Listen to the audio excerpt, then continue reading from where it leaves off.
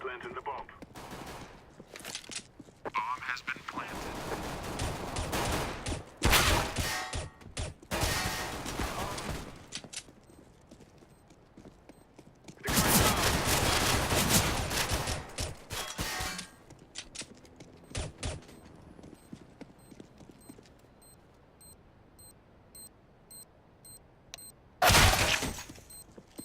Defusing the bomb.